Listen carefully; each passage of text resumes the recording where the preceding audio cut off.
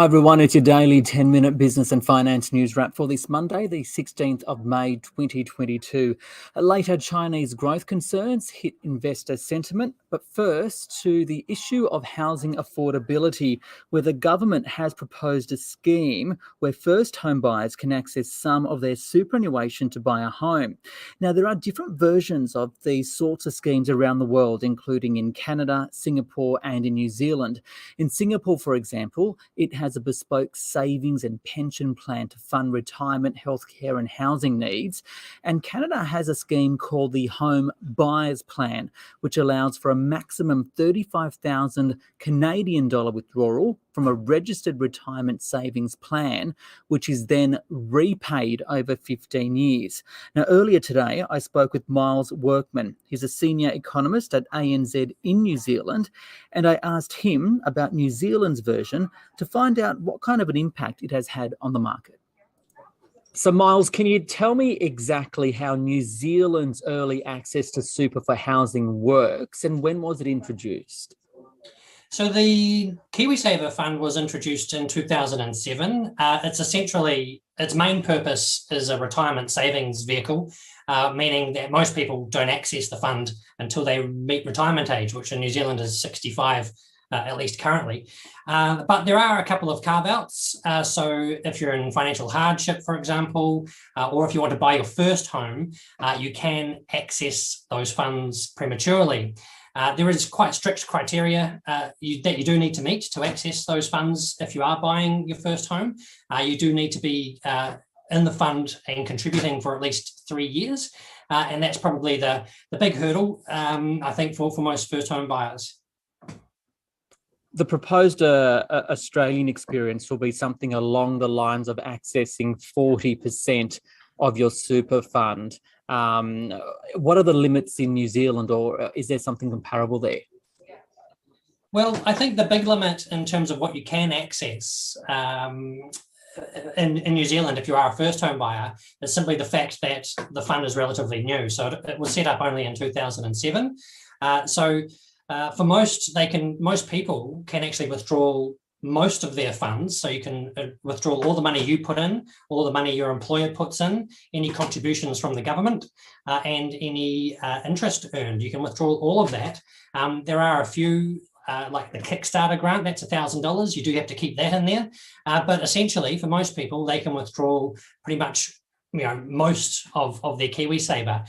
The big limitation for withdrawals, of course, is the fact that you do need to be in the fund for 3 years before you can make a withdrawal, and the fact that it's still a relatively new fund being established in 2007, and a lot of people only contributing maybe 2, 3, 4% of their income. Then that's a natural cap on how much money is in that pool to be able to withdraw. Okay, so the key question then is, has it worked? Has it met its intended use? And has there been any adverse impact, like a rise in house prices attributed to that? So the fund, or Kiwisaver funds, are certainly being used to buy first homes.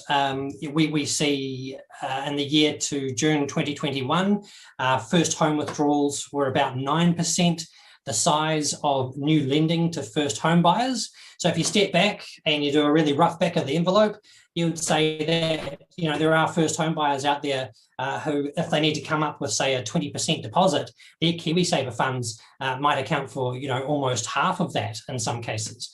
So it's certainly being used.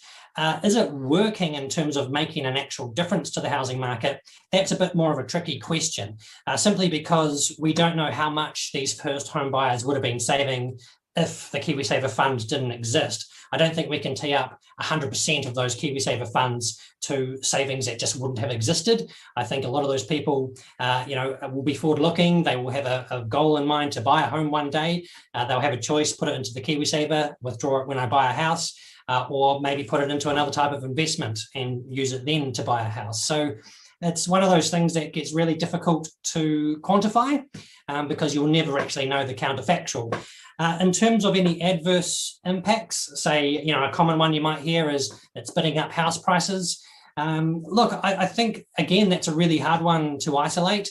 New Zealand's had a big long list of policies directed at shifting the balance in terms of buying power from investors more towards first home buyers. We've seen that with our LVR restrictions. We've seen that with the removal of interest deductibility on rental properties, so an investor targeted policy. So when you add all that policy noise on top of this, it's very difficult to actually estimate what the impact it's having. I'd say marginally, yes, it's helping first home buyers out. It's adding a little bit more to demand. But when you really step back and look at the overall housing cycle, I think what house prices have really been responding to recently is very, very low interest rates. Miles Workman there from ANZ, who's a senior economist based in New Zealand.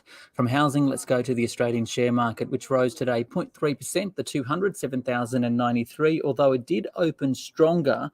For more, I spoke earlier with Elio D'Amato from Daylight Financial Services. Elio, the market opened strongly but faded in the afternoon, predominantly because of some Chinese economic data. Can you tell us why? Yeah, the big driver of our market today was Chinese retail sales figures, which showed a retraction of some 11% in April. Now, that's year on year. Of course, lockdowns in Shanghai hurt economic activity quite significantly, and it was actually worse than what analysts were forecasting, which was a decline of around 5.9%. So this latest result compounds the March retail sales figures, which were actually down 3.5% year on year. Chinese industrial output also fell 2.9% in April. And in another surprise, the Chinese Central Bank, they decided to leave their one-year medium-term lending facility at 2.85%. And there was some expectations that this might be cut in order to support the economy. So last week we saw iron ore prices fall, for example. So the reason why we saw, some support come back into the market after what was a pretty rapid sell down was reports that are coming from Chinese media that Shanghai will actually begin a staged reopening from Monday. And this is a huge sigh of relief. Many of us have been holding our breath for quite some time as China's been going through their latest COVID travails. So just a reminder, though, that COVID isn't quite behind us just yet and still has the potential to move our market. So we know China and those lockdowns are impacting market and sentiment because of global supply chain issues, and also if China slows, the rest of the world can potentially slow, especially Australia. But what are the other key themes impacting investor sentiment right now? Well, the two main items are the two I's, inflation and interest rates. They're very much front of mind of investors at the minute, particularly in an election year where there's a lot of stimulatory promises which work in direct contrast to what the RBA is trying to do, where it would like to see a little bit of heat come out of the economy. Look, we continue to see companies lament about supply chain issues, labour issues, and of course the cost of doing business as reasons across the board that are leading to decline in margins. Now, companies have been very good at cutting costs and running efficiently on account of COVID. And analysts are a little worried that, there's very little in the way of levers that a company can now pull in order to maintain that strong focus on cutting costs and keeping margins very, very strong. And unfortunately, people think now we're on the wrong side of the cost curve, which means we are likely to go up, which means our profitability comes down. And that unfortunately leads to people selling early. And finally, in this environment then, as a result of all of that, where do you see the opportunities, or what do you like right now? Look, I am a little cautious at the moment overall for the market, as there's a number of unknowns from an economic and policy perspective that could impact the health of the Australian consumer, as well as business confidence in the short term. So if you want to, look for stocks at the start of the economic food chain where demand for their services are relatively inelastic. And really, they can afford to pass on any rising costs to consumers. Commodities, both hard and soft, like agriculture, for example, staples, supermarkets, the early stage retailer, as it were, and be wary of those stocks whereby there's a number of inputs into the process whereby costs are rising along the board, leading to a much larger cost of doing business by the time it gets to them. And while there's some deep value appearing in the healthcare and IT space, patience is still advised. The high PE unwinding still continues. There is going to be a time to buy, but there's some time yet before the bus pulls out of the station there. And banks, the barometer of our economy. Now, whilst they are the beneficiaries of a rising rate environment, they will, whether they're going to find as many willing customers in a new high inflation world is going to be interesting, I should say. And more importantly, will they be as generous as they were during the lockdowns in keeping businesses alive and people in their homes? I suppose time will tell. But yes, investors in the banks are very much looking for an improvement in their net interest margin, which should help their bottom line. Elio D'Amato there from Daylight Financial.